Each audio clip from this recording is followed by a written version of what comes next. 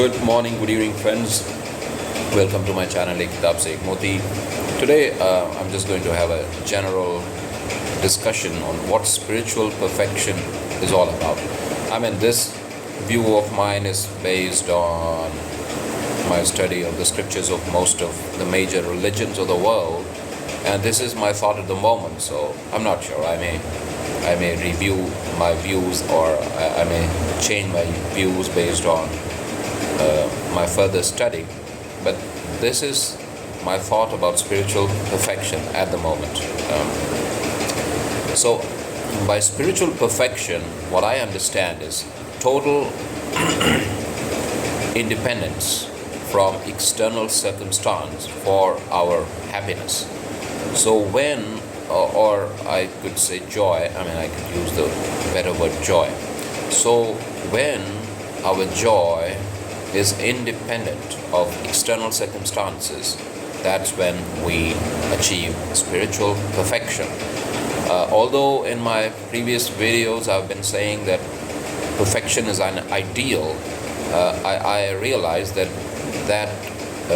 might remain an ideal for most of us, but there are a few who have and who will who have achieved perfection and who will continue to achieve perfection on this earth while they are in this physical body.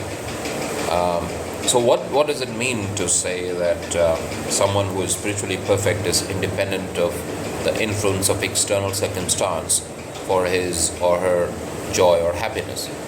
What it means is that all these physical effects, right?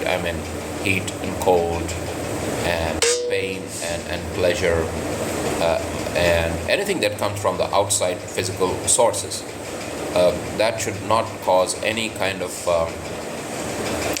fluctuation or I should say some kind of any kind of change in our joy or happiness. So that's what the Gita calls, that kind of person is called as a Sthaprajna in the Bhagavad Gita, or whose mind is kind of firmly established in the Lord. So that person will not be affected by any kind of external circumstance. And there might be some internal reasons why we experience pain, like painful emotions and so on. So that spiritually perfect person is independent of that as well. So no kind of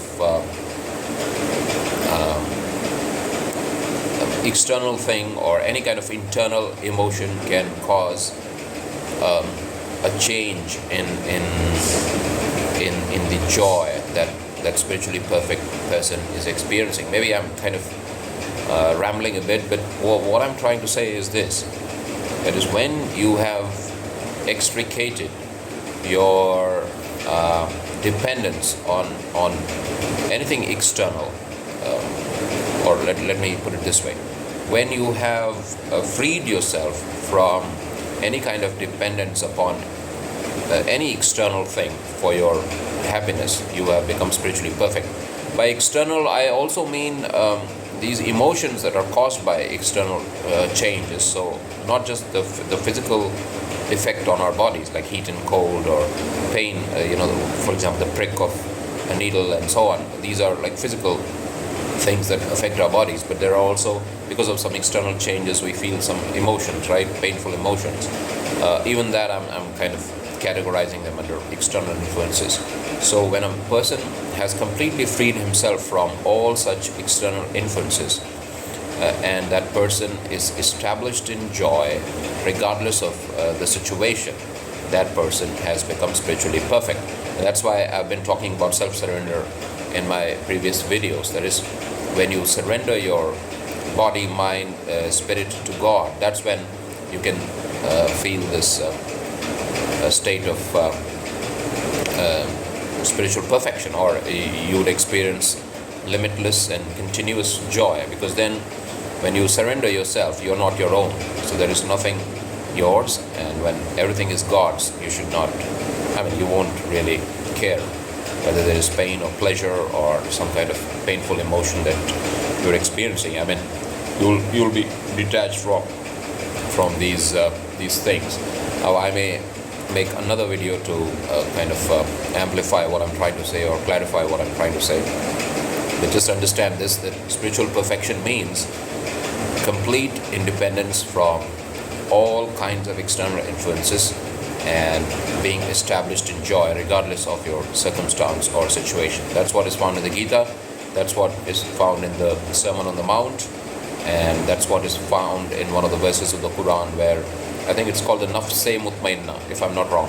Nafs is the soul or kind of the mind, it can be, or our internal personality, and Mutmain is like completely peaceful and absolutely satisfied. So all the great scriptures of the world talk about this state, and I think once you attain that state, there is no other state that can be greater than that. Thanks for watching.